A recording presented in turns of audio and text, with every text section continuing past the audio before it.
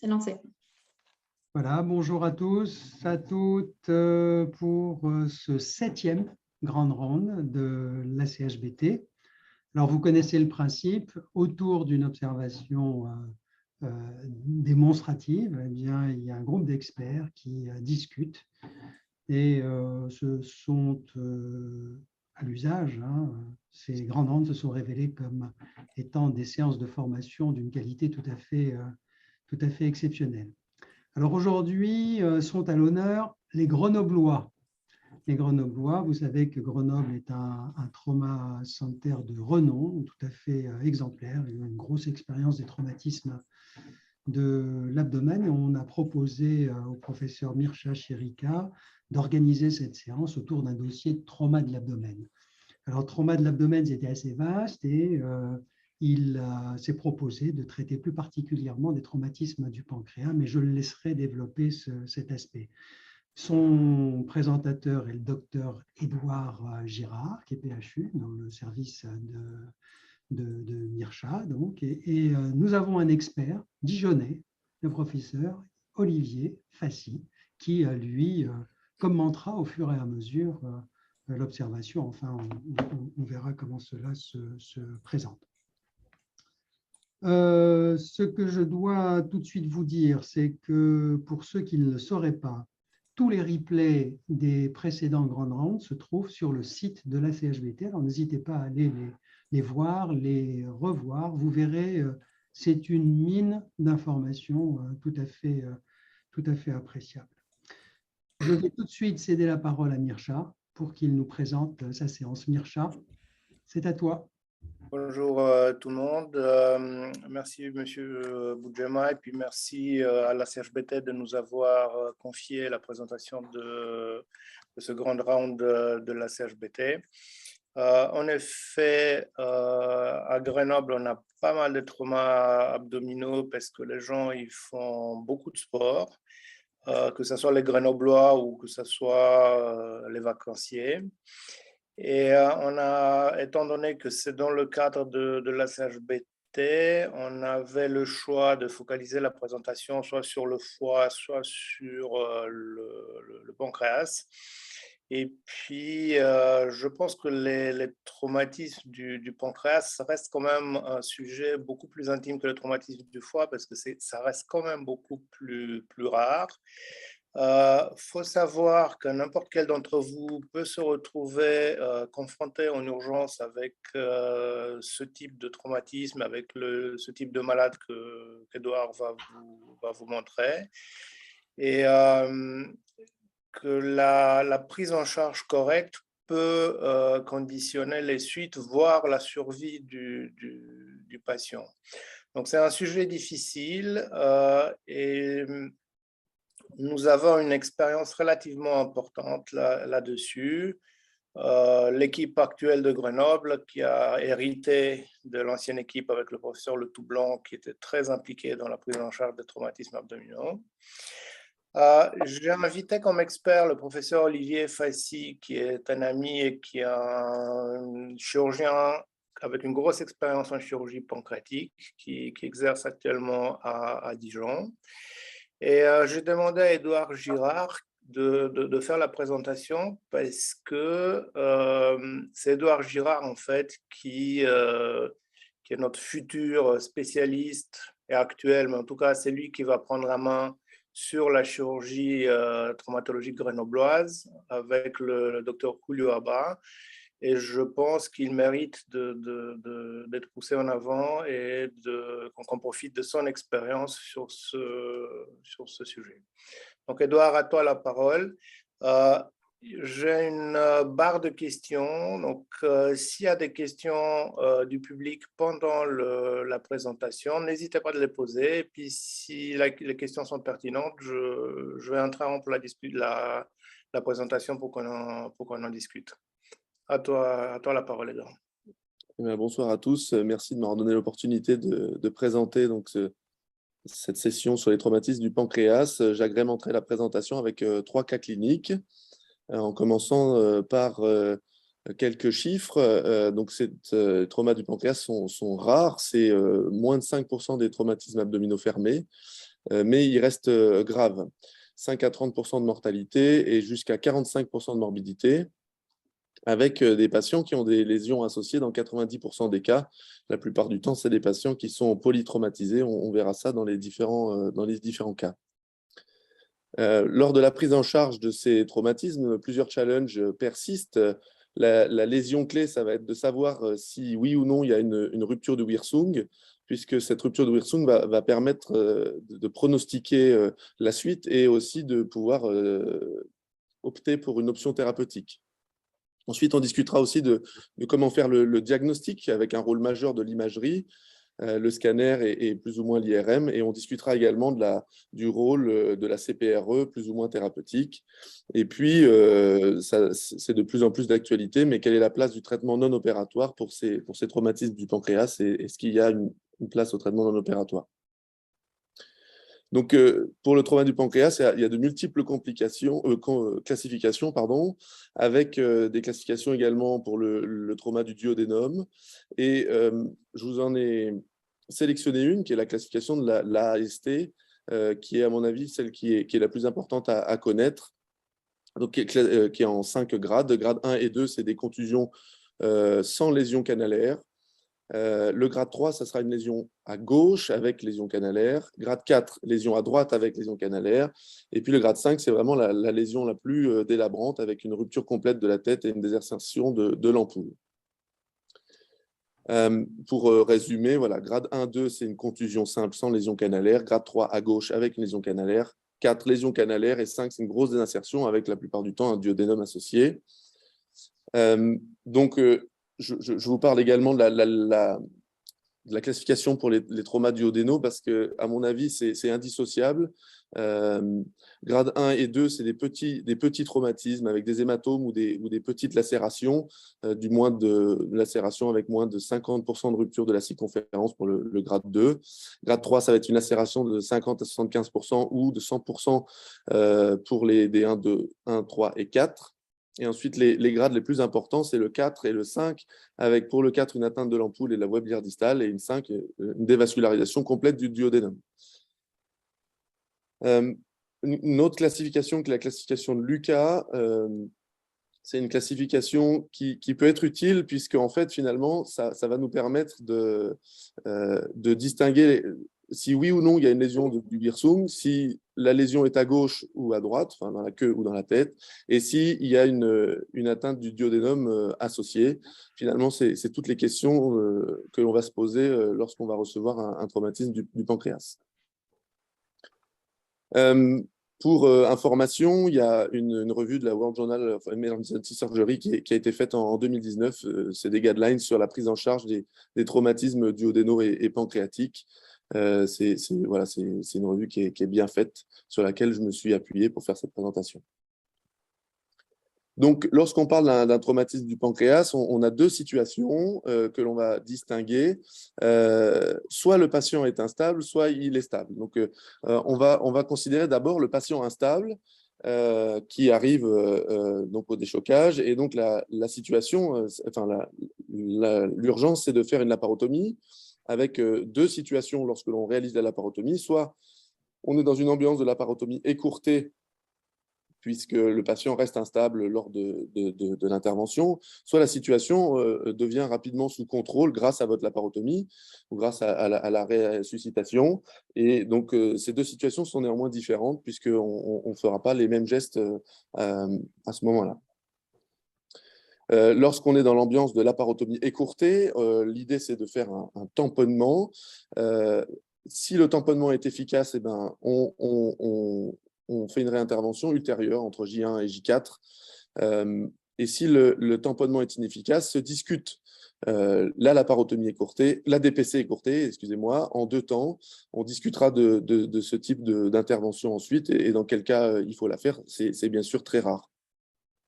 La chose à retenir, c'est qu'il faut tamponner en cas d'ambiance d'urgence chez un patient qui reste instable. Dans la majeure partie des cas, c'est des patients qui sont en choc hémorragique. Alors, Première situation à ventre ouvert, la situation devient sous contrôle. On se pose la question si le Wirsung présente une lésion ou pas. Dans le cas où le Wirsung est intact, donc dans notre série que nous avons publiée en 2016, on avait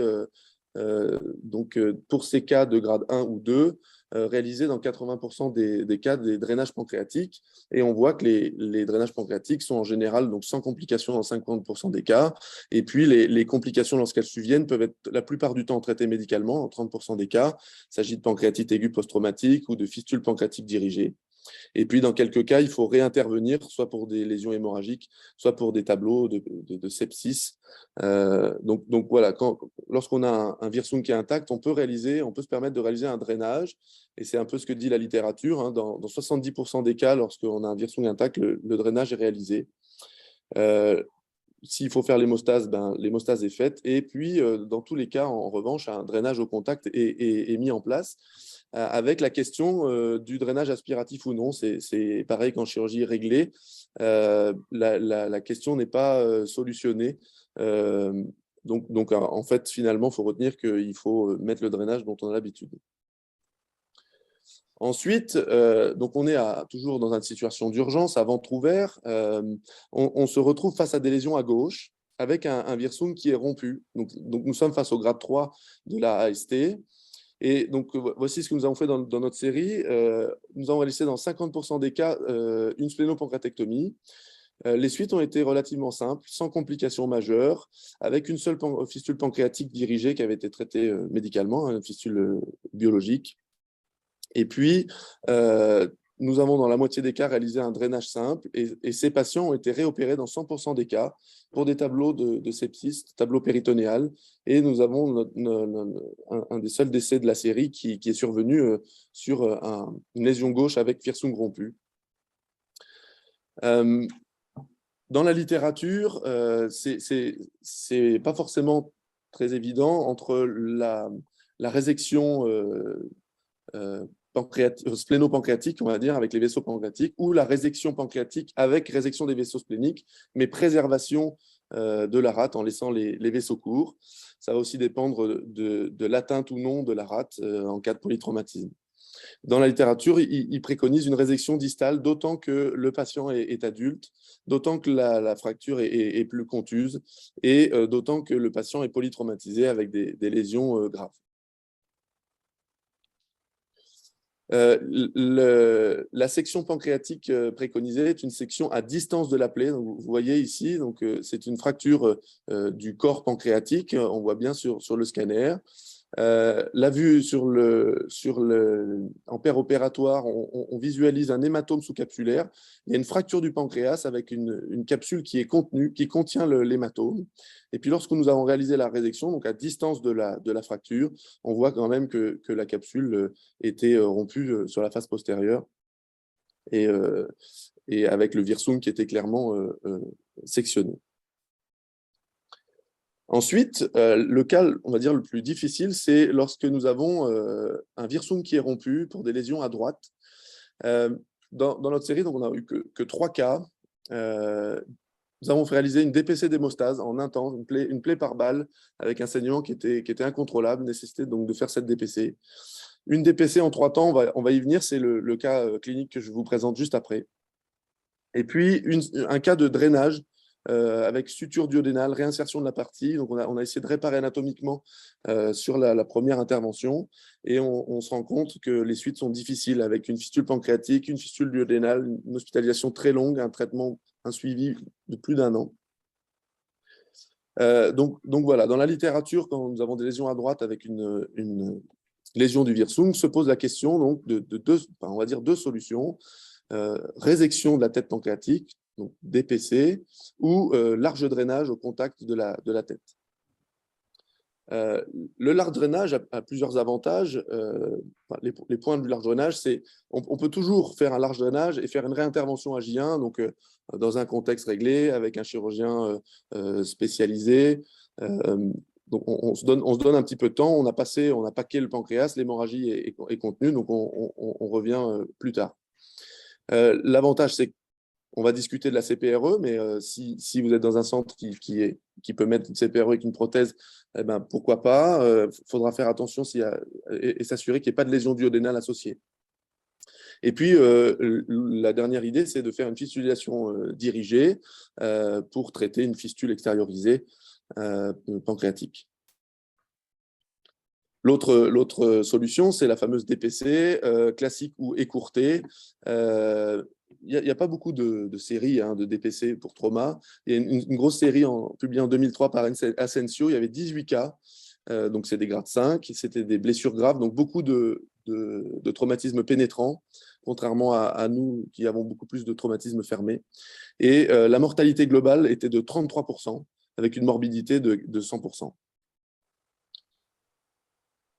Donc, passons au cas clinique. Jeune homme de 17 ans, un AVP violent, choc frontal, incarcération prolongée, plusieurs décès dans l'accident, découvert Glasgow 9. Il arrive à 1 heure de l'accident au déchocage, suite à la désincarcération qui était un peu longue. Patient instable hémodynamiquement, acide avec un pH à 7,10, hypotherme. Donc, plusieurs critères de laparotomie damage control. Une FAST 4 cadrans est réalisée, qui est positive au niveau abdominal, et puis la fameuse radiopulme qui est normale, la radio du bassin qui montre pas de fracture et de lésion du bassin. Donc, une laparotomie écourtée est réalisée. Je vous montrerai des images, mais ça sera des images post-laparotomie, puisqu'il est passé directement au bloc opératoire. Découverte d'une rupture gastrique avec une rupture de la face antérieure de l'estomac qui a été suturée, une rupture splénique hémorragique, donc réalisation d'une splénectomie d'hémostase, une rupture duodéno-pancréatique complète avec une lésion hémorragique. Donc un packing a été réalisé initialement. Vous allez voir sur le scanner, le pancréas est quasiment coupé en deux au niveau de la tête. Pas d'émo rétropéritoine expansif et nous avons donc réalisé ensuite une fermeture cutanée exclusive pour réaliser une intervention rapide. Voici les images donc, immédiatement après la laparotomie, le patient a été stabilisé, donc nous l'avons descendu au scanner. Donc, vous pouvez constater un packing dans l'hypochondre gauche, dans la loge de splénectomie, encore un peu de liquide autour du foie. Et puis, vous allez voir donc, le pancréas ici. Je ne sais pas si vous voyez ma flèche, mais le pancréas ici qui est complètement rompu, avec le packing du pancréas. Et puis, vous voyez la reste de la tête pancréatique et du duodénum qui est ici, avec le troisième duodénum là, qui passe entre la mésentérique et l'aorte. La fermeture exclusive cutanée. Je peux peut-être juste vous remontrer. Voilà, vous voyez donc le packing de l'hypochondre gauche. On revient sur le pancréas avec une rupture complète au niveau presque de l'isthme et une grosse désinsertion de la tête. Donc le packing, bien sûr, entre le corps et la tête. Et puis vous voyez le reste de la tête pancréatique avec le duodénum ici. Donc voilà. Après le scanner, le patient donc, se dégrade rapidement avec une persistance d'un choc hémorragique. Il est repris au bloc opératoire et il saignait encore du pancréas. Et donc à ce moment-là, nous avons réalisé une DPC, mais à proprement parler, une duodéno-pancréatectomie sans reconstruction avec un packing. Ailleurs, autre lésion associée, le patient avait une fracture de L2, il était paraplégique, une HSA. Donc, oui, c'est un patient qui était compliqué à traiter sur tous les plans, avec un pronostic qui était compliqué. Et donc, les reconstructions digestives de la DPC ne nous paraissaient pas adaptées à ce moment-là.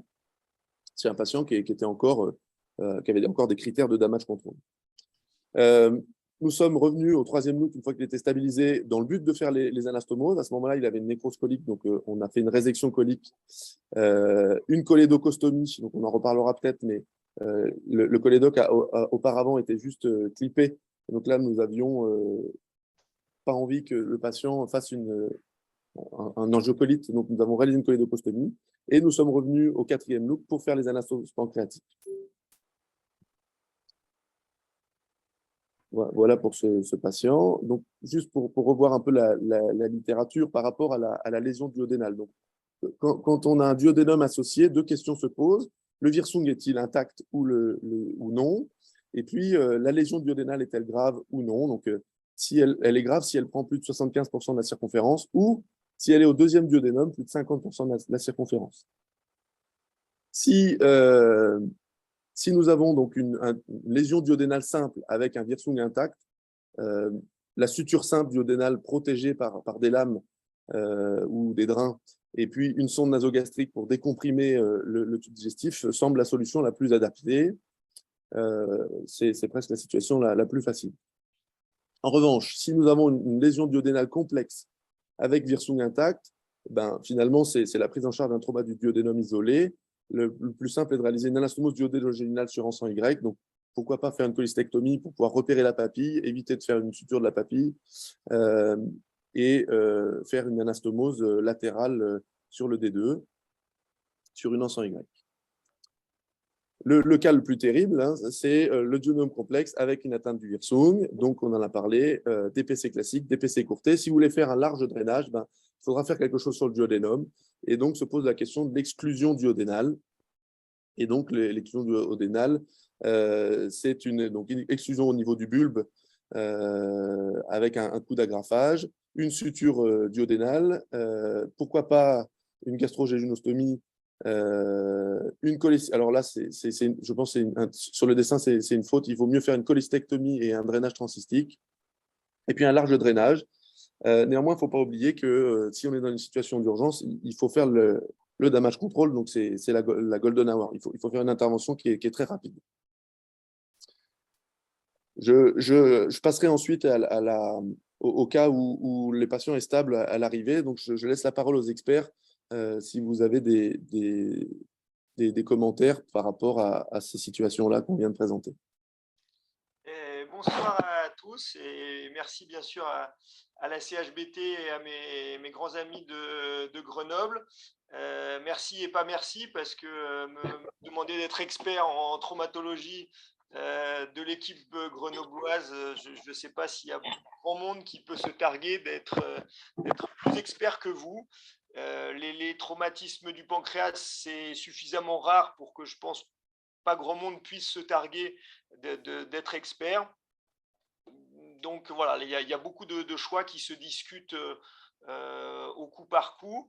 Là, on est d'accord qu'on va se contenter de discuter, comme tu l'as très bien fait, des diagnostics à ventre ouvert, et on discutera après, j'imagine, des dossiers radiologiques et où on a entre guillemets le temps de la décision.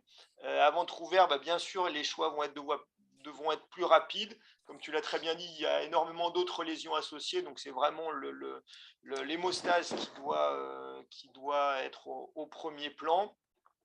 Néanmoins, je pense qu'il y a quand même aussi souvent la place pour voilà, un coup de téléphone ou un ami, que ce soit un ami local, voilà, que ce soit un ami extérieur. Ça, je pense qu'il ne faut vraiment pas hésiter. Et même si on est chirurgien, soi-disant expert en chirurgie pancréatique, des fois d'avoir la discussion aussi avec un collègue, même si soi-même on est très fort, me paraît pas être une imbécilité. Donc vraiment, n'hésitez pas, à mon avis, à faire appel à des amis extérieurs ou des amis locaux.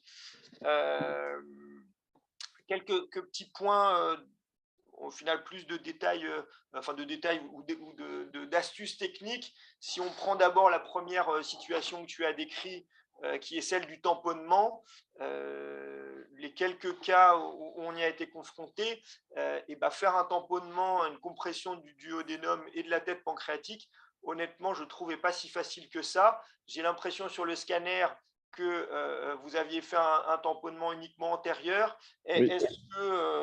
Est-ce qu'il n'y a pas la place pour, si c'est faisable bien sûr techniquement et que le duodénum n'est déjà pas trop abîmé, de faire une manœuvre de Kocher pour pouvoir comprimer et par en arrière et par en avant, un peu comme quand on fait une chirurgie pancréatique de la tête et qu'on aime bien avoir la main en arrière du pédicule mésentérique supérieur. Et ça, à mon avis, peut-être la compression peut être un peu plus efficace. Et sur le cas que tu nous as montré, visiblement, ça n'a pas été très efficace. Et le tamponnement, quand c'est vraiment pour hémostase, c'est une zone, à mon avis, assez compliquée à Le problème, c'est aussi peut-être la compression cave avec un tamponnement en arrière du bloc duodéno-pancréatique. C'est que les patients, ils sont souvent vides, ils n'ont plus de retour veineux. Et quand on fait un packing, pareil pour le foie, hein, qui est trop compressif sur la cave, les anesthésistes nous demandent de réopérer les patients immédiatement également. Donc, le dilemme est important. Est-ce que tu penses qu'il y a une place pour, encore une fois, en fonction des constatations opératoires, pour aller ligaturer ou clipper l'artère gastro-duodénale pour essayer de diminuer l'apport sanguin de la tête? Bon, sur le papier, je pense que ça paraît joli, mais qu'en pratique, je ne vois pas tellement de cas où la tête pancréatique sera explosée avec une probable rupture du virsung et de croire qu'on va pouvoir aller disséquer facilement l'artère hépatique pour trouver la gastro. Ouais, c'est difficile. Je pense que s'il y a un saignement artériel, de toute façon, on s'en rend compte. Et à ce moment-là, si c'est l'artère gastro-duodénale qui est sectionnée, oui, il va falloir la lier, mais sinon, on fait une ligature élective. Le problème, ça reste souvent des saignements mésentériques, veineux, du tronc mésentérique aux portes, toutes ces branches. Donc, je ne sais pas s'il y a un intérêt de façon systématique à aller lier la gastro-duodénale, en sachant qu'il y a les arcades via la mésentérique qui vont aussi saigner. Donc là, on ne va pas aller aborder la mésentérique. Ça reste... Je vais vous interrompre une seconde parce que j'ai deux questions intéressantes. Le docteur Haddadi qui pose deux questions. Pourquoi avoir fait un scanner après la parotomie écourtée et la place d'embolisation artérielle dans ces cas? Donc, pourquoi avoir fait un scanner après la parotomie écourtée? Alors, le scanner, c'est pour deux raisons. Pour réaliser un body scanner, pour pouvoir faire le bilan lésionnel, parce que là, on ne savait pas à ce moment-là qu'il avait une HSA, on ne savait pas qu'il avait une fracture de vertèbre. Donc, on fait un body scan comme quand le patient il arrive et on fait un bilan lésionnel complet. Ensuite, pour l'abdomen, c'est valable aussi pour les traumas du foie. C'est toujours intéressant de pouvoir avoir un scanner pour voir s'il n'y a pas un saignement artériel qui va pouvoir être accessible à une embolisation chez un patient qui est stabilisé. Parce qu'au départ, c'était quand même un choc hémorragique avec une rate explosée. Voilà. Donc, c'est ces deux raisons-là pour lesquelles on réalise le scanner à peu près à la sortie du bloc si le patient est stable. Ce qu'il faut comprendre dans ces situations qu'il a montré Edouard, c'est que c'est une situation extrême. C'est-à-dire qu'en général, on essaie d'amener les malades au scanner avant d'aller au bloc opératoire. Là, c'était une situation désespérée où il n'y avait pas le temps de faire le scanner. Donc, on l'a amené au bloc opératoire et comme vous avez vu, le geste fait initialement, c'était un geste minimal. On ne s'est pas jeté pour faire la DPC sans savoir exactement ce qui se passe. Et le point d'Olivier Faissy, il est très bon, c'est-à-dire que autant le packing dans un traumatisme hépatique marche bien, autant dans un traumatisme pancréatique, ça peut marcher moins bien parce que c'est souvent des artères, des artérioles, des grands vaisseaux, et le packing, il n'est pas bien appuyé, ce qui s'est passé. Et il n'y avait pas d'embolisation parce que quand il a montré le scanner, il n'y avait pas de gros flash artériel. En fait, on n'avait rien à emboliser sur le plan pratique. Je vous laisse continuer. L'autre point, c'est que c'est une région qui est quand même sujette à de nombreuses variations anatomiques. Et vu qu'il y a un moment, il va y avoir quand même, si on a pu constater en péropératoire qu'il y a un traumatisme majeur de la tête pancréatique avec probablement une plaie du virsung, la résection va venir à un moment à discussion et connaître l'anatomie artérielle de la région et quand même une excellente idée. Et là encore, c'est des dossiers où la prise de décision, elle doit être assez rapide. Donc, clairement, je pense que c'est le genre de dossier où il ne faut pas sortir du bloc en disant, bon, bah, on le met en réa, on verra dans 2 jours comment ça se passe, parce que les dégradations vont être rapides et le temps qu'on aura perdu pour faire les examens ne pourra pas être rattrapé. Est-ce qu'on va rediscuter un peu après de la DPC écourtée ou est-ce qu'on en parle maintenant ?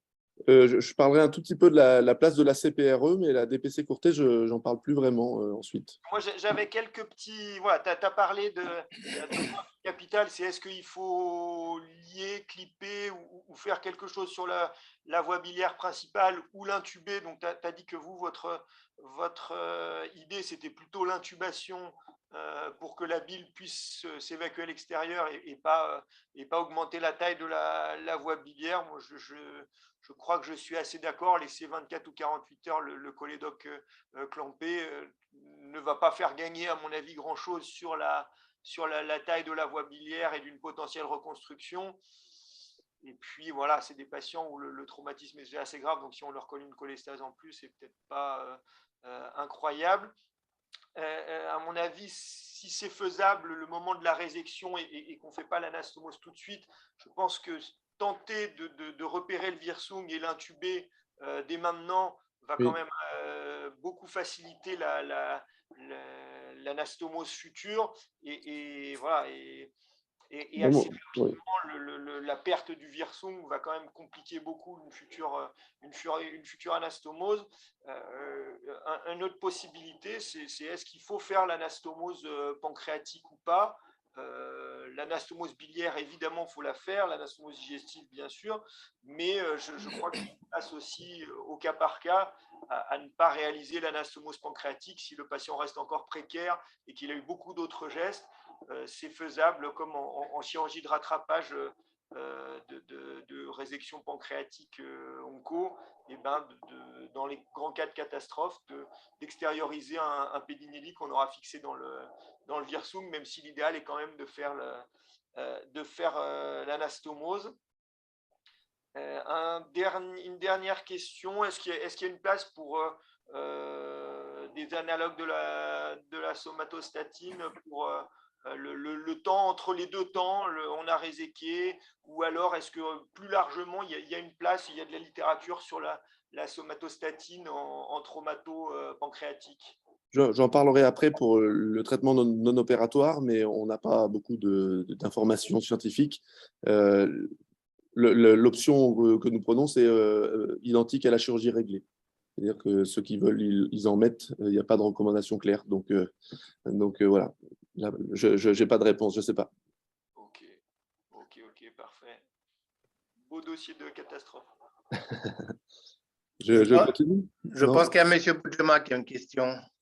Oui, Edouard. Moi, j'ai une question. Quand ce malade très instable arrive au bloc opératoire, quel est finalement le risque ou la chance, je ne sais pas comment il faut dire, pour que ce soit la lésion pancréatique qui soit à l'origine du choc? Est-ce que ce n'est pas plutôt souvent une lésion associée? Et d'un autre côté, comment peut-on, dans ce contexte de traumatisme pancréatique grave, avec, je suppose, un hématome infiltrant toute la racine du mésentère et donc un gros paquet bleu devant les yeux qui suinte un petit peu partout, comment peut-on faire un bilan lésionnel précis? Alors, pour répondre à la première question, je suis d'accord avec vous. La plupart du temps, c'est les lésions associées. Et je pense que dans ce cas, c'était clairement la rupture de rate qui était responsable du choc hémorragique, puisqu'à partir du moment où on a fait la splénectomie d'hémostase, le patient était un petit peu mieux et ça nous a permis de pouvoir suturer l'estomac et le duodénum. Dans 90% des cas, il y a des lésions associées. Donc, il faut en effet faire un bilan exhaustif et donc on a systématisé la laparotomie damage control. L'idée, c'est d'arriver, paquer les 4 cadrans, d'aspirer tous les maux-péritoines et ensuite progressivement de dépaquer cadran par cadran, en commençant par celui qui nous semble le plus lésé et guidé par la fast écho. Ensuite, une fois que les cadrans sont faits, nous avons un trauma du pancréas. Donc, pour faire le bilan, c'est assez compliqué. À part ouvrir l'arrière-cavité des épiplombs, puis regarder la face antérieure du pancréas, je pense de façon systématique, c'est peut-être pas la peine d'aller faire des manœuvres délicates sur le bord inférieur du pancréas ou de faire des cochères. C'est plus risqué, chronophage. Et donc, à mon avis, c'est pour ça aussi qu'il faut faire un scanner ensuite. Vraiment, se contenter de visualiser le rétropé, s'assurer qu'il ne soit pas bombant, s'assurer qu'il n'y ait pas un gros hématome. Je pense que c'est la seule chose qu'il faut faire. C'est ça, donc tu ne suggères pas que l'on commence à tout décoller. Non, surtout. Essayer de rechercher, on ne fait surtout pas ça. Et on dans la phase initiale, non. Le malade est stable, on ferme et on l'envoie au scanner. Tout à fait. Ok, merci. Alors, je continue. Donc, nous sommes face à la deuxième situation. L'intervention immédiate n'est pas nécessaire. Le patient il est stable ou stabilisé. Et donc, l'objectif, c'est de faire le diagnostic à ventre fermé. Le diagnostic va se faire avec donc l'imagerie, le body scanner initialement. Et donc, les deux choses à savoir, c'est est-ce qu'il y a une lésion pancréatique et si oui, est-ce qu'il y a une lésion du canal pancréatique. Et puis ensuite, la question va se poser en parallèle, quel traitement nous allons réaliser, non opératoire, une laparotomie ou un traitement endoscopique, nous allons en discuter. Donc, à propos d'un cas, c'est le cas d'un patient qui faisait du vélo-neige. C'est une innovation, une jeune femme de 25 ans qui a fait une chute en vélo-neige, elle était casquée, elle a fait un choc épigastrique avec un coup épigastrique du guidon. C'est à peu près la cinétique la plus fréquente des traumatismes pancréatiques isolés. Pas de traumatisme crânien associé. À la prise en charge en hôpital périphérique, l'hémodynamique est stable. La patiente présente une contusion épigastrique et une défense épigastrique. Donc, quel examen clinique réalisé?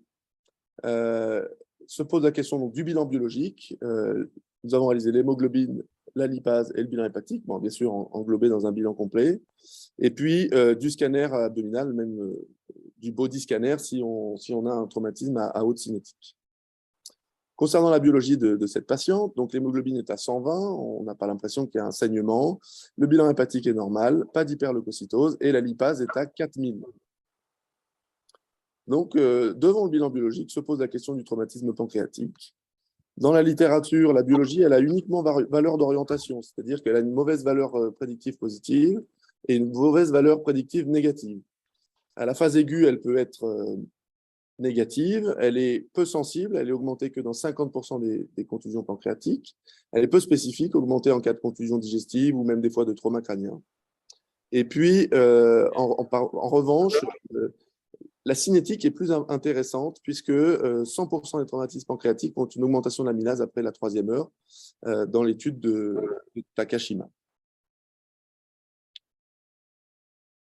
Donc ça, c'est le scanner que je vous montre.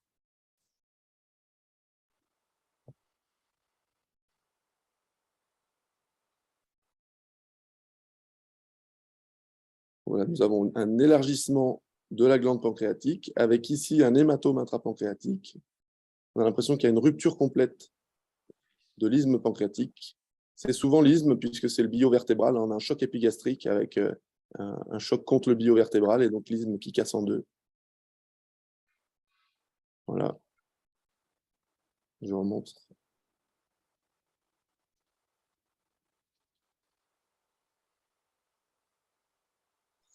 Donc, face à ce cas, quoi faire?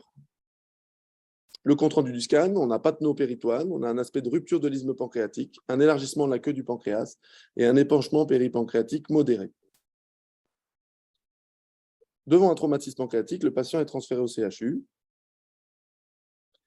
Je reviens sur l'intérêt dans la littérature de réaliser le scanner injecté. Donc pour le trauma du pancréas et même pour tous les traumas abdos, mais c'est le meilleur examen en urgence. Dans une grosse série de Lawson, plus de 26 000 traumatismes abdominaux, seulement 2 traumatismes du pancréas ont été manqués. Donc très sensible, avec 0,34% de diagnostic retardé. En revanche, le scanner est peu sensible pour diagnostiquer la lésion du Wirsung. Et la lésion du Wirsung va pouvoir être diagnostiquée que sur des signes indirects. On va voir plusieurs signes indirects ensuite. Je vous montrerai des images qui ne correspondent pas au cas clinique. Quel est l'intérêt du body scanner pour les accidents haute cinétique? Donc ça, je vous montre une étude prospective sur 1000 patients, 500 patients sans atteinte abdo a priori. C'était des traumatismes haute cinétique. Et donc, dans 20% des cas, chez un patient qui ne semblait pas avoir traumatisme abdominal, le scanner induisait un changement de diagnostic et donc un changement de thérapeutique.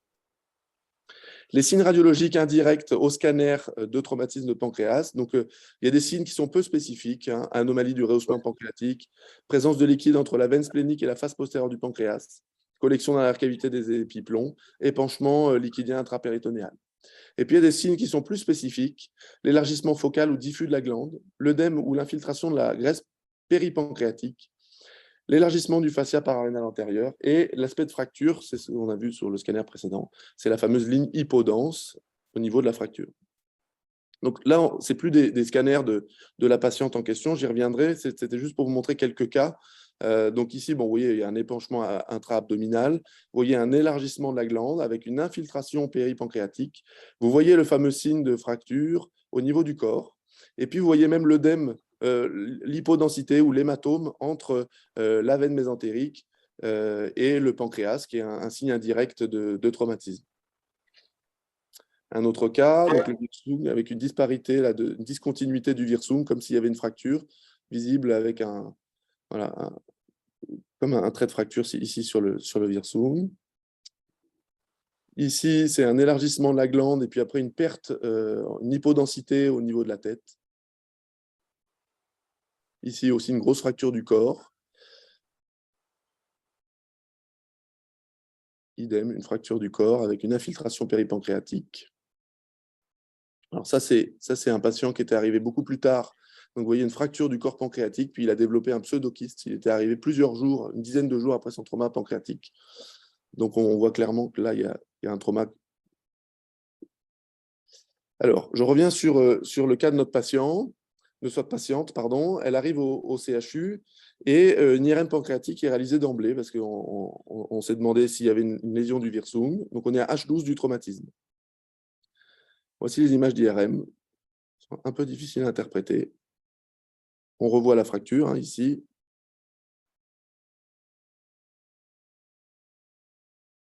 Et donc, la conclusion de l'IRM, du radiologue, c'est qu'il y a une fracture pancréatique ischémique vraisemblablement responsable d'une perte de continuité du canal pancréatique, mais sans que cet examen ne permette de visualiser. En fait, on a la même chose qu'au scanner, c'est quasiment des lésions superposables. En fait, dans la littérature, l'IRM, c'est en effet l'examen clé pour identifier la lésion du Wirsung. Néanmoins, l'avantage, c'est de visualiser le Wirsung en totalité. Néanmoins, c'est peu utile à la phase initiale. Ici, vous avez un autre patient où on voit bien la lésion du Wirsung, qui est un patient qui est un diagnostic qui a été fait plus tardivement. C'est peu utile à la phase initiale parce que, comme dans ce compte-rendu, on a un examen avec trop d'œdème et trop d'artefacts pour visualiser correctement le Wirsung. Donc, il vaut mieux attendre avant de réaliser l'IRM. L'intérêt de la wirsungographie par CPRE, on reparlera de la CPRE, mais bien sûr, ça fait le diagnostic d'intégrité du Wirsung dans 100% des cas, et ça nous donne la possibilité d'un traitement, mais il y a beaucoup de limites, on en reparlera. Je reviens sur le cas. Donc la patiente, on lui fait un examen clinique aux urgences, dans le Trauma Center, on est à 15 heures du traumatisme, majoration des douleurs abdominales avec un EVA 7/10 malgré des morphiniques. On n'a plus une sensibilité, on a une défense sur la moitié supérieure de l'abdomen, pas de fièvre, une hyperleucocytose à 15 000 blancs, et puis une IPAS qui monte de 4 000 à 13 000. Voilà, donc là, la question se pose, quelle prise en charge?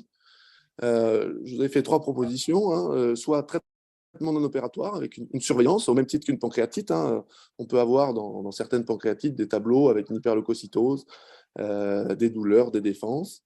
Est-ce qu'on réalise un traitement endoscopique ou est-ce qu'on décide d'une exploration chirurgicale?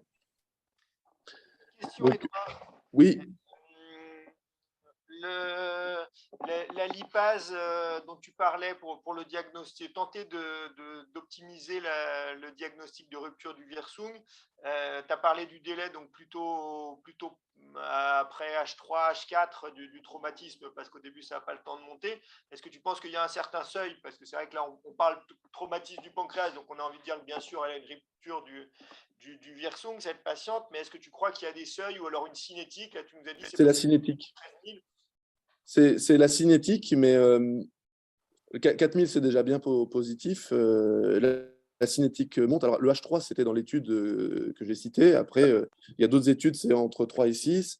Il y a très peu de littérature dessus. Donc, je pense qu'il faut retenir cinétique à peu près au moment où on fait le diagnostic. Mais après, comme dans les pancréatites, l'augmentation de la lipase n'augure pas de la gravité ou de la sévérité. Donc, ça nous fait juste le diagnostic. Ça nous oriente vers le diagnostic. Mais à mon avis, ce n'est pas un élément qui va nous aider dans la décision d'un traitement non opératoire ou d'une exploration chirurgicale. Et un peu même question pour la douleur, parce que c'est vrai que là, le scanner que tu as montré est assez joli et on voit bien ce qui se passe. Il y a bien sûr des cas où où l'histoire globale et l'imagerie sont moins typiques. Qu'est-ce que tu penses de l'importance du tableau douloureux qui ça fait quand même suspecter qu'il se passe quelque chose de grave dans l'abdomen? Moi, je pense que c'est très important. Ça en vient à ma prise en charge. C'est-à-dire que si on a un doute, il vaut mieux aller explorer. Nous, on est assez amateurs, même en urgence, de faire des célioscopies exploratrices. Explorer, drainer, même si c'est un traumatisme sans lésion du Wirsung, je pense qu'au moins on en a le cœur net et on évite de faire un traitement dans l'opératoire et de s'en mordre les doigts après quand on a une situation qui dégénère. Parfait. Donc, donc nous avons pris l'option d'une exploration chirurgicale à cause des douleurs et pour explorer la fameuse rupture du Wirsung. Donc les constatations péropératoires, pas de perforation d'organes creux, un épanchement intrapéritonéal clair, quelques taches de cytostéatonécrose, donc les fameuses taches de bougie, sur l'épiplon, sur le mésocôlon transverse. Nous avons ouvert l'arrière-cavité des épiplombs et en regard de l'isthme, pas de rupture nette, mais une zone grise bleutée verticale d'un bord à l'autre. Je vous ai montré une photo tout à l'heure, je vais vous en remontrer une autre. Quelques fausses membranes au bord supérieur et dans l'arrière-cavité des épiplombs. Pas de rupture capsulaire évidente du pancréas et pas de saignement. Et voici donc la vue que nous avions avec, donc excusez-moi, hein, la photo, le champ est quand même restreint. Nous sommes dans la cavité des épiplombs et on voit donc la zone gritée bleutée qui correspond donc à la fracture du pancréas. Je peux poser une question? Oui, bien sûr. L'argument qui t'a fait intervenir à ce moment-là, c'est la majoration de la douleur. Si tu veux, je suis interrogatif. Est-ce qu'il n'y avait pas de la place pour refaire une imagerie, regarder s'il n'y avait pas une lésion associée qui se révèle, parce que parfois les perforations digestives ne sont pas visibles tout de suite et puis on peut les voir secondairement. Voilà, je ne saisis pas bien l'argument qui t'a fait y aller. Tu craignais quoi exactement? Et si en fait, tu craignais une rupture du Wirsung, oui. quand même le Wirsung est rompu, faut-il intervenir en cas de rupture du Wirsung? Et ben, ça, on va en parler après, mais nous, on a pas mal d'options chirurgicales. C'est-à-dire que quand on a une rupture du Wirsung, si on est précoce, on tente de réséquer, si c'est faisable, le pancréas gauche. Ensuite, on était quand même assez rapproché du traumatisme avec un scanner récent. Et donc, même pour les ruptures d'organes creux, si on a un signe de la ceinture ou là un signe épigastrique de contusion, on a une attitude de célioscopie exploratrice. On est à quelques heures du traumatisme. Donc, s'il y a une rupture d'organes creux, on a déjà un début de contamination. Et donc, en célioscopie exploratrice, on peut voir une perforation. Et à ce moment-là, on va faire une conversion à la laparotomie pour traiter. Et c'est un peu notre même principe pour le pancréas, c'est-à-dire qu'on a vu cette fameuse zone gris bleutée, et donc dans ces cas-là, on convertit et on réalise la résection. Donc, j'ai un peu spoilé. Que faites-vous donc, quand vous avez cette situation-là? Est-ce que vous réalisez un drainage au contact avec fistulation dirigée et plus ou moins traitement endoscopique secondaire? Réalisez-vous une pancréatectomie gauche ou une splénopancréatectomie gauche? Donc, les deux options qu'on avait discutées antérieurement. Donc, nous avons réalisé une pancréatectomie gauche. On verra un petit peu dans la littérature ce qui est décrit. L'objectif, donc, c'était de traiter la rupture du Wirsung, de conserver la rate si possible avec sa vascularisation principale. Et donc, ici, c'est ce qui a été fait. Hein. On a conservé la veine splénique ici sur l'acte, l'artère splénique au fond. Et donc, on a pu décoller le pancréas et réséquer en zone non lésée. Les suites ont été donc une fistule pancréatique biologique avec une occlusion sur des adhérences inflammatoires qui a nécessité néanmoins une reprise chirurgicale. C'était au contact des lames, sans résection digestive, avec 12 jours d'hospitalisation. Alors, dans notre série, pour ces patients-là qui étaient stables, nous avons quand même, dans certains cas, traité de façon non opératoire. Donc, les patients qui n'avaient pas de lésion du Wirsung, la tendance était quasiment à 100% de faire du traitement non opératoire. Ces patients-là ont eu 30% de complications, avec des patients qui avaient des pancréatites aiguës. Enfin, les complications étaient plutôt soit une pancréatite aiguë post-traumatique qui était traitée également médicalement, soit un tableau péritonéal qui avait nécessité un lavage drainage donc 30% de complications qui ont été traitées médicalement dans 75% des cas. Lorsque nous avions une lésion du virsum, 60% des complications chez ces patients qui ont été traités en non opératoire, avec des tableaux de sepsis et tentative d'endoscopie dans 2 cas, et donc pour nécessiter un traitement chirurgical ensuite. Donc 60% de complications nécessitant une reprise chirurgicale. Dans la littérature, donc cette étude, c'est une des plus grosses études chez des patients qui ont une lésion du virsum. Vous voyez que c'est 45 patients, donc une plus grosse étude, c'est 45 patients, c'est vraiment très peu. Dans cette étude ici, vous voyez, il y a quelques traitements qui ont été réalisés, pancréatectomie, drainage endoscopique et non opératoire. Et vous voyez que le traitement qui a été le plus réalisé, c'est la pancréatectomie. 58% de complications versus 100% pour tous les autres traitements. Et puis une mortalité qui est bien plus importante. Alors, c'est difficile à rendre significatif par les effectifs, mais vous voyez qu'il y a une mortalité de 6%, 6,5% avec la pancréatectomie, alors que c'est 40, 20 ou 100% pour les autres traitements. Les décès chez ces patients-là qui ont une lésion du virsum, c'est des sepsis qui s'enquistent un petit peu et qui évoluent vers de la défaillance multiviscérale, avec ensuite, à partir du moment où on rate le moment, des patients qui décèdent. Une autre étude ici, qui était une étude, donc c'est rétrospectif, mais qui comparait les traitements opératoires versus non opératoires chez des enfants, 43 patients, et donc il y avait chez ces patients opérés moins de complications avec la pancréatectomie gauche que le traitement non opératoire. Complications globales, 21% dans le groupe opératoire versus 73% de complications dans le groupe non opératoire. Donc l'idée, c'est pour le traitement non opératoire, sans lésion du virsum, on fait une surveillance identique à celle de la pancréatite aiguë. Donc, on fait, si besoin, des antibiotiques, mais pas systématique. Si besoin, de l'octréotide, pas systématique. Si besoin, de la nutrition parentérale. Donc, vraiment identique à la pancréatite aiguë. S'il y a une lésion du virsum, se discute soit d'une pancréatectomie gauche. Nous, on est plutôt favorable pour ce traitement-là si les patients sont pris en charge précocement. Ça diminue le taux de complications, même chez l'enfant. Soit une surveillance armée, qui peut évoluer vers le décès, mais qui peut aussi évoluer dans 80% des cas. Il y a des pseudokystes qui sont traités secondairement dans le même titre qu'après une résection pancréatique, les pseudokystes à drainer, kystogastrostomie, etc. Mais c'est le moindre mal, finalement, si ces patients évoluent vers les pseudokystes et qui sortent de la réanimation. J'en viens à la CPRE. Donc la CPRE elle a un intérêt diagnostique. Elle fait une virsumgographie. Donc évidemment, la virsumgographie a 100% de valeur prédictive positive. Quand le virsum est rompu, on visualise malheureusement que le virsum d'aval, on ne visualise pas le virsum d'amont. Et l'avantage, c'est qu'il y a une possibilité de traitement, même si c'est un acte qui est quand même invasif dans le cadre du trauma. Donc ici, vous voyez sur le schéma, c'était un enfant qui avait eu un trauma du pancréas. On a quand même fait une CPRE et on voit l'étoile, c'est la zone de fuite du produit de contraste. Donc le gastro-entérologue avait déjà cathétérisé l'autre côté du virsum, donc c'est pour ça qu'on voit le virsum de l'autre côté. Donc dans les ratures, la CPRE, c'est une solution évidente pour certains. Donc Bessin, en 2009, traite ces lésions canalaires à la phase précoce.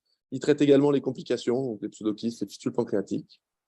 Rogers publie en 2010 donc, une autre étude qui décrit donc, des cas qui ont été traités avec la CPRE, et dans 50% des cas, il n'y avait pas de besoin de reprise chirurgicale. Ce qui veut dire que dans 50% des cas, il y avait besoin de reprise chirurgicale. Ça dépend comment on voit le verre à moitié vide ou à moitié plein. Ce traitement reste néanmoins discuté.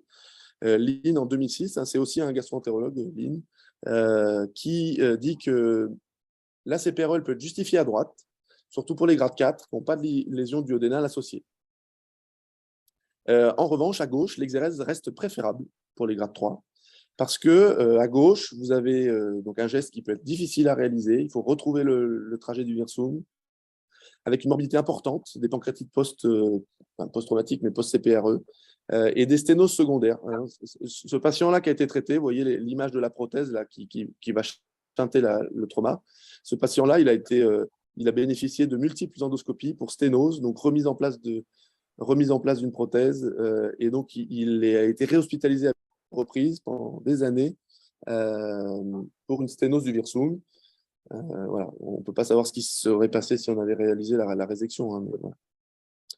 Donc voilà, je vais laisser la parole aux experts. J'aurai un autre cas clinique sur une rupture de pancréas gauche ensuite. Très, très joli cas. Là, c'est vrai que celui du traumatisme épigastrique, encore une fois, est un des classiques, notamment en chirurgie pédiatrique, parce que les enfants font bien sûr un peu plus de vélo. Voilà, j'imagine quand même que ce qui vous a poussé à aller vite voir à l'intérieur de l'abdomen de cette patiente, c'est justement de se dire qu'à la phase précoce, entre guillemets, de la prise en charge, la chirurgie va être moins compliqué qu'à J3, 4, après avoir tenté d'autres choses, refait d'autres imageries, demandé l'avis des endoscopistes, est-ce qu'il faut ci, est-ce qu'il faut ça. Et c'est vrai que là, vous avez pu faire un Kimura, donc une pancréatectomie gauche conservant tous les vaisseaux spléniques, qui est l'idéal pour le taux de conservation splénique. C'est probable que ce Kimura, il n'aurait pas pu être réalisable à J2. Voilà, donc c'est sûr que là, en plus, patiente jeune, trauma initial rapidement pris en charge, on a envie de garder la rate. C'est sûr que, à l'inverse, quand c'est des traumatismes bien plus graves, patient un peu plus âgé, bon, la conservation splénique n'est pas forcément indispensable. On est bien d'accord qu'on essaye, quand c'est possible, d'agrafer en amont de la zone de rupture plutôt que d'essayer de traiter la tranche en liant le Wirsung dans un pancréas qui a été un peu déchiré, etc. quoi. En aval, oui. En aval, oui, pardon. Ouais, Dans le tout à sens fait. plus vers la tête. On essaye, si on arrive à… Après, c'est comme la chirurgie réglée. Hein. Si on arrive à faire une ligature élective, ben, on l'a fait. Il n'y a pas de technique prouvée entre agrafage, section bipolaire. Enfin, voilà. Donc, nous les chirurgiens, ils font tous différemment et on n'a pas l'impression qu'il y en ait qui ait plus de complications. Voilà, c'est ça. Et est-ce que là, parce que là, quand on voit la libération du corps et de la queue du pancréas sur la gauche, on est presque sur un pancréas sain. Ça peut donner presque envie de l'anastomoser dans l'estomac, comme après une pancréatectomie médiane. C'est un peu, voilà, je dis ça par provocation parce que Oui. l'important est de sortir les patients vivants de l'histoire. Bon, là aussi, conserver l'épargne parenchymateuse pancréatique n'est peut-être pas l'enjeu majeur de ces patients. Il y avait quelques essais, alors je n'ai pas mis, mais c'est pas conseillé de réanastomoser le pancréas. On risque de s'exposer à une fistule pancréatique et digestive, de rajouter une fistule digestive avec des fistules pancréatiques qui ne sont pas forcément infectées, alors que là, on va infecter. Donc moi, je serais plutôt d'avis, en effet, de dire on fait simple. En chirurgie d'urgence, c'est le message clé, hein, on fait simple. On est parfaitement d'accord. Ok, bravo. Alors, juste un petit commentaire qui va répondre aussi à la question qui a posée M. Boudjema tout à l'heure. À Grenoble, sur les lésions à gauche, on a tendance à les opérer rapidement parce que le risque en attendant, c'est que ça se complique avec des pancréatites de la partie rompue. Et c'est un peu comme les reprises après DPC, c'est-à-dire que pour totaliser au départ, c'est simple. Mais quand tu reviens à J4, J5, J7, J10, ça peut être très compliqué, voire pas faisable. Et si on arrive dans des situations comme ça où on regarde le malade, après, parfois ça se passe bien, parfois ça ne se passe pas bien. Et quand ça ne se passe pas bien, on n'a pas grand-chose à proposer sur le plan chirurgical. Donc du coup, les lésions gauches, quand on a un scanner qui montre ce qui est très probablement une section complète du Wirsung, parce que quand on regarde les images qu'il a montrées, on se dit qu'on ne voit pas trop comment il peut être intact dans l'affaire. On a tendance à les opérer tout de suite. Donc, une des raisons pour laquelle on était à l'aise, c'est plus que la douleur du malade, c'est pour l'enlever. Et là, encore une fois, quand même, l'importance de l'imagerie, parce que sur les deux cas que vous avez montrés, et même, encore une fois, des gens qui ont bien l'habitude, diagnostiquer comme ça à l'œil nu une rupture du Wirsung, c'est pas si évident que ça. Donc, avoir l'imagerie est quand même capital. Hein. Tout à fait. Il y a une petite chose que je voulais te demander. Tu nous as montré un certain nombre d'exemples de ruptures pancréatiques. Dans certains cas, il y avait une dilatation, hein, en tout cas un virsum trop visible, et dans d'autres cas, on ne voyait pas le virsum. Alors, la question que je pose, c'est est-ce que le fait de voir un virsum ne témoigne pas de la rupture, parce qu'il y a une infiltration sanguine, et puis voilà, c'est une question, hein, je ne sais pas du tout. Je n'ai pas la réponse. J'avoue que je suis désolé. Je ne suis pas sûr. Quand on voit un virsum qui se casse avec une ligne hypodense, oui, mais je ne pourrais pas dire qu'il y a une rupture si on voit juste le virsum. J'avoue que Donc, il n'y a pas de signes indirects connus lié à la dilatation du et virsum. validés de rupture du canal des virsum sur le scanner, par exemple. A priori, non. D'accord. Alors, je continue avec un cas clinique un tout petit peu plus compliqué. Donc, c'est un patient de 32 ans qui a fait toujours du VTT, casqué, à haute cinétique, VTT de descente, donc éjecté de 5 mètres, violent choc épigastrique, trauma crânien sans perte de connaissance. À la prise en charge du SAMU, il est stable, il n'a pas de troubles neurologiques et il est transféré en hôpital périphérique. À l'hôpital périphérique, le bilan lésionnel, RAS sur le plan cérébral et rachidien, clinique, il est surveillé initialement, stable hémodynamiquement, et puis apparition d'une douleur à l'hypocondre gauche. L'abdomen est souple, pas de défense, pas d'hématurie, et un scanner abdominal injecté réalisé, une mutation au CHU pour faire le scanner. Pardon. Donc, voici les images du scanner.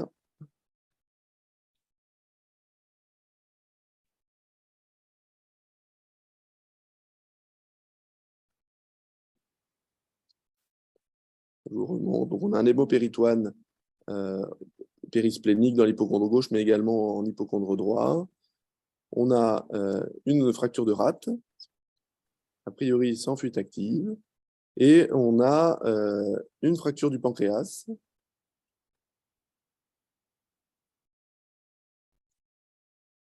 avec un doute, alors il n'y avait pas de temps artériel, mais avec un doute sur un pseudo-anévrisme ici, qui n'avait pas été vu. Voilà. Je note qu'on voit la portion proximale du canal des versons. C'est vrai. Et un hématome également entre le tronc porte ou tronc mésentérique et le parenchyme de la tête. Donc, lésion splénique du pôle inférieur, grade 3 de la AST, absence de fuite de produit de contraste, fracture pancréatique gauche, grade 3 également, hémopéritoine de moyenne abondance. Cliniquement, le patient y était stable, 10 d'hémoglobine, sans déglobulisation, lipase à 2000, et puis une douleur à l'hypocondre gauche avec un EVA à 4/10, abdomen souple. Donc, quelle prise en charge réalisée? Plusieurs options, hein, traitement non opératoire, cellio-lavage, traitement endoscopique, splénopancréatectomie gauche. On est à combien de temps du traumatisme, Edouard? Quelques heures. Je n'ai plus en tête exact, mais quelques heures. Nous avons pris l'option initialement de faire un traitement non opératoire et surveillance. Voici l'évolution à 48 heures, majoration des douleurs abdominales, 7/10 à l'EVA, alors qu'il est à 4/10, abdomen souple. Le patient commence à avoir un fébricule à 38, 150 de CRP, une lipase qui est montée de 2000 à 3500, une hémodynamique stable, sans déglobulisation. Que faire? Donc, je repose les options, traitement non opératoire, surveillance, cellio-lavage, splénopancréatectomie gauche. Donc, à ce moment-là, on était parti plutôt sur un problème lié à la rate, un fébricule et une inflammation liée à l'hémopéritoine. Et donc, on a tendance à réaliser des celluloscopies exploratrices pour lavage. Voilà ce qu'on a réalisé. Donc, on avait un hémopéritoine, en effet, réalisation du lavage, ouverture de l'arrière-cavité, et puis large drainage de l'arrière-cavité. Le pancréas, pas très bien visible. Quelques fausses membranes. Drainage large des deux côtés. Au retour du bloc, les lames sont productives avec du sang, une déglobulisation concomitante et un nouveau scanner injecté. En fait, pardon, il y a le fameux pseudo-anévrisme qu'on voyait initialement qui s'est mis à ressaigner. donc avec une fuite active. Quelle prise en charge? Artérioembolisation, splénectomie ou splénopancréatectomie. Nous avons pris l'option d'une embolisation.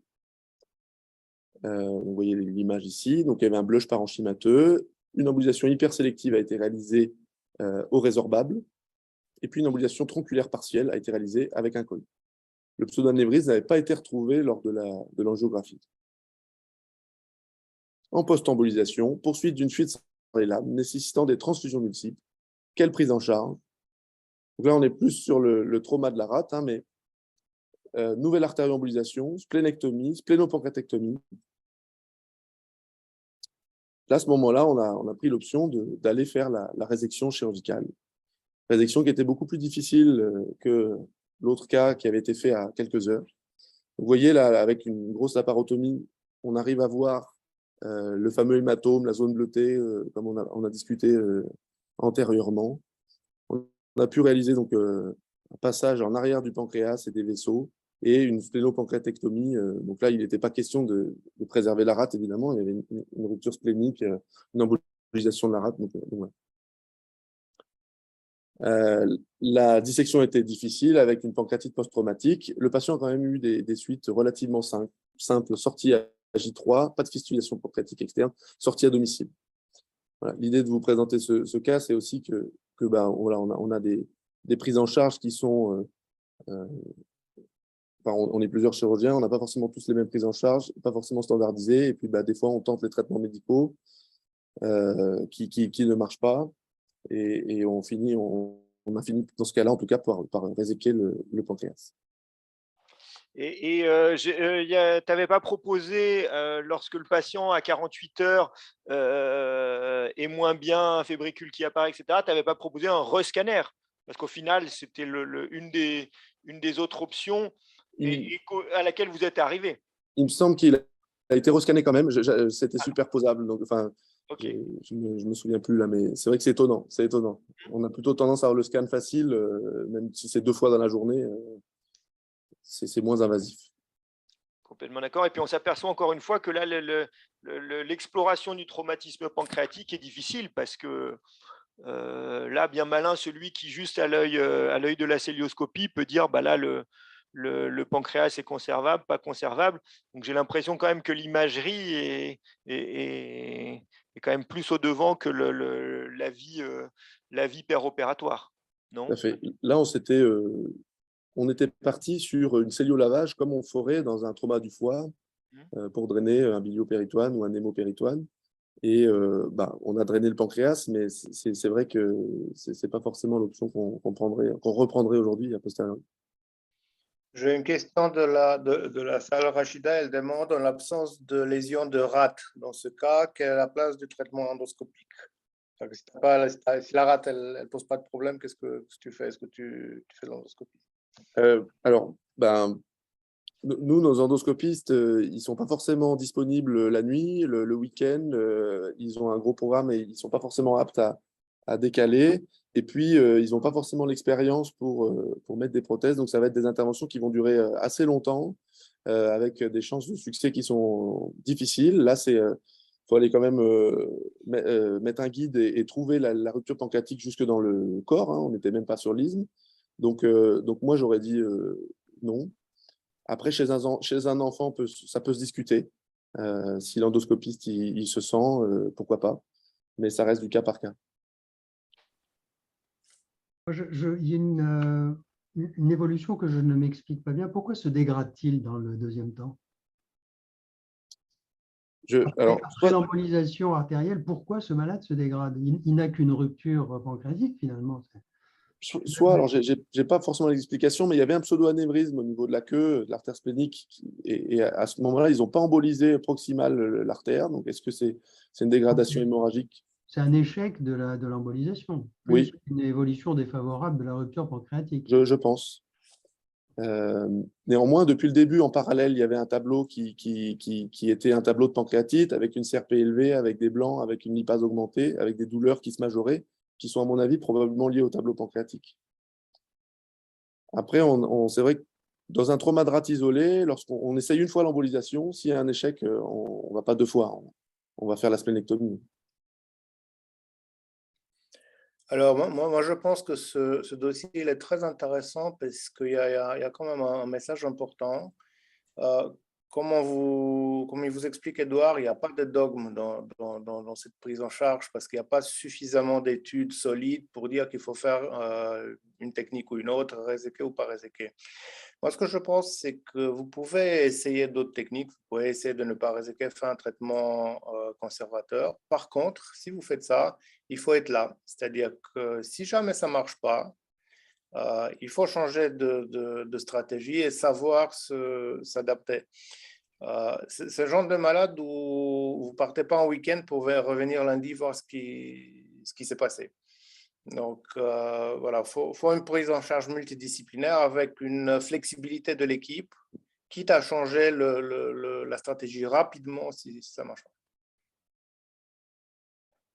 De toute façon, je pense clairement que les traumatismes pancréatiques ou suspicion de traumatisme pancréatique, ils doivent être pris en charge dans des équipes H24 où tout est possible quasiment tout le temps. Alors peut-être la Virsungo IRM, je ne pense pas qu'il y ait d'endroits où ça se fasse à 4 heures du matin, mais des patients comme ça, ils doivent être à côté d'un bloc opératoire habitué à l'urgence, ils doivent être près d'une réanimation. Voilà, c'est indispensable. Est-ce que quand même les traitements endoscopiques, que ce soit au travers de la papille, que ce soit des drainages de pseudokystes, etc., il ne faut pas au final les réserver quand c'est à gauche aux abdomens qui vont être très compliqués à opérer, patients multi-opérés avec des plaques d'éventration, grand obèses et choses comme ça. Probablement. Mais les traumas du pancréatique, notamment les vélos, c'est souvent des patients jeunes, donc pas très compliqués à opérer, quoi. Des fois, ils arrivent à retardement, hein. Je ne sais pas si vous vous souvenez l'image que je vous ai montrée avec le gros pseudokyste. C'est un patient qui arrivait à J10 avec un tableau péritonéal sur ce pseudokyste-là. Et donc là, à ce moment-là, on avait fait vu son tableau péritonéal, on avait fait une dérivation chirurgicale, mais on avait drainé son kyste et créé une fistule pancréatique dirigée parce qu'il était hors de question de réaliser une résection pancréatique. Ça aussi, Donc, c'est un message essentiel, hein. Les patients, c'est juste un coup de téléphone, un transfert d'image. Dès la phase initiale, quand il y a un traumatisme pancréatique qui est suspecté, il faut que si le patient est pris en charge, et comme beaucoup d'urgences, initialement qu'on ne croit pas grave, dans des hôpitaux ou dans des cliniques qui n'ont pas tout le plateau technique, il faut qu'il y ait un avis demandé dès le début et qu'il y ait une prise en charge, s'il y a une prise en charge sans transfert qui est décidée, que ce soit décidé conjointement avec tout le monde, hein. C'est quand même pas compliqué en 2022 de passer un coup de téléphone et de transférer un scanner. C'est indispensable, hein. est-ce que vous voulez que je conclue? Eh ben, est-ce qu'on a cherché à d'autres questions Je n'ai pas d'autres questions pour l'instant. Alors, j'ai deux ou trois diapos de conclusion. Donc, si une laparotomie d'urgence s'impose, on est dans deux situations. Soit on est dans une ambiance de laparotomie écourtée. Edouard, excuse-moi, je t'interromps. Oui. Il y a une question. Allez, je reviens en arrière. Une dernière. Existe-t-il des critères biologiques ou scanographiques de succès des traitements médicaux dans les traumas pancréatiques gauche? Non, l'idée c'est en fait, finalement, ça reste superposable au traitement de la pancréatite aiguë. À partir du moment où on décide un traitement non opératoire, on va avoir, c'est pas la lipase, hein, elle n'est pas pronostique de la sévérité, ça va être plutôt les marqueurs inflammatoires, les signes de défense d'organes, les signes d'insuffisance rénale, les signes de choc et les signes de sepsis. Donc c'est vraiment voilà, identique à la pancréatite aiguë, faire la distinction entre un SRIS et un choc septique. On n'a pas d'autres marqueurs typiques de la gestion du trauma du pancréas. Ok, c'est tout pour les questions. Alors, donc j'étais dans une ambiance de laparotomie écourtée. L'idée, c'est donc de faire des gestes rapides et limités avec réintervention précoce, d'autant plus que le patient est choqué, d'autant plus que le patient a de nombreuses lésions et d'autant plus que les lésions sont à droite. Si on est dans une ambiance qui se stabilise ou qui est stable, soit vous avez un Wirsung intact, et là, l'idée, c'est de faire juste un drainage. Soit vous avez une rupture du Wirsung. À gauche, la pancréatectomie gauche est plutôt simple et efficace. À droite, l'option entre DPC et très large drainage se discute selon également l'heure à laquelle vous opérez le patient, votre compétence, votre expérience en chirurgie pancréatique, etc. Si les explorations sont possibles avant l'opération, le diagnostic il repose sur le scanner, puis l'IRM pour détecter une lésion canalaire. On l'a vu, mais pas forcément une IRM immédiate. On peut se donner un petit peu de temps. Si le Wirsung est intact, surveillance armée avec un traitement médical identique à celui de la pancréatite aiguë. Si le Wirsung est lésé, privilégiez la pancréatectomie à gauche et tentez la surveillance armée à droite. La CPRE thérapeutique pouvant être discutée dès les premières heures. Reste à voir avec votre plateau technique, avec vos endoscopistes, avec le cas du patient. Le trauma pancréatique, c'est une faible expression clinique à la phase initiale, mais très grave, avec un gros taux de morbidité, voire de mortalité. La question de la résection pancréatique se pose précocement, surtout s'il y a des lésions viscérales associées, surtout si un patient polytraumatisé. Et la lésion pancréatique gauche avec atteinte du Wirsung, le traitement conservateur comporte une morbidité importante et la pancréatectomie gauche me semble simple et efficace. Voilà, je vous remercie. Je ne sais pas si vous avez des questions. Merci. Mirsha, tu es le modérateur. Oui, merci beaucoup, Edouard. Je n'ai pas d'autres questions. Donc voilà, le take-home message, c'est il n'y a pas de dogme dans la prise en charge de ces malades. C'est difficile. Il faut que ça soit fait dans des centres qui sont spécialisés et qui ont une disponibilité 24/24, parce que les choses peuvent changer rapidement et il faut réagir rapidement.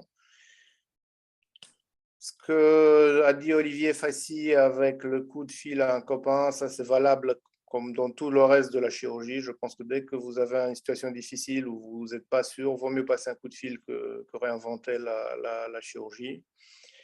Et puis, c'est un peu ce qu'on voulait vous transmettre sans avoir la vérité absolue sur un sujet qui reste difficile et ouvert. Merci beaucoup encore une fois pour la confiance de la CHBT. Merci beaucoup. Oui. Merci à l'équipe de Grenoble. Olivier, peut-être tu veux aussi faire un… Je m'inscris bien sûr totalement dans ce qu'ont dit mes collègues.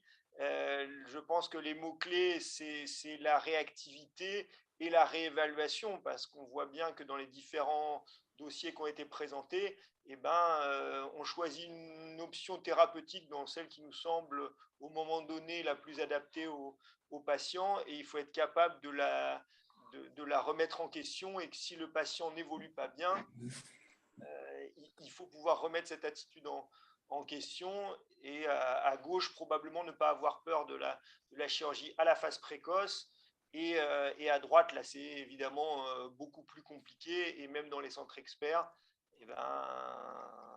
ça sera une prise en charge assez difficile et assez dépendante de qui est là dans l'équipe. Donc même dans les grandes équipes, profiter de l'expérience et de la vie de plusieurs praticiens est indispensable. Très bien. Merci. Je ne sais pas si Fabrice est encore… Oui, je suis encore là. J'ai écouté avec attention les recommandations. Et c'était très bien. Et bien, écoutez, il est temps de conclure. Donc, on remercie encore l'équipe de Bordeaux et Olivier Fassi pour leur expertise de ces situations très délicates et difficiles. Je pense que des messages quand même très importants sont passés, comme à chaque fin de ces grands rounds. Donc, voilà, pour la fin d'année, au niveau des grands rounds de la CHBT, c'est terminé. Je vous rappelle qu'il y a le congrès commun SFCD à CHBT fin novembre, et nous reprendrons les grands rounds en janvier 2023. On augmentera les fréquences parce que vous êtes très nombreux à nous solliciter. Donc, on débutera avec une session tous les 2 mois. Beaucoup de sujets intéressants à venir. Vous avez tous les replays sur le site de la CHBT. Donc, je vous conseille d'y retourner. Puis, je remercie toutes les personnes encore connectées, Mirsha, Edouard, Olivier Et merci à tout le monde. Merci Karim. Bonne soirée. Au revoir. Merci à Au revoir. tous. Merci. Au revoir.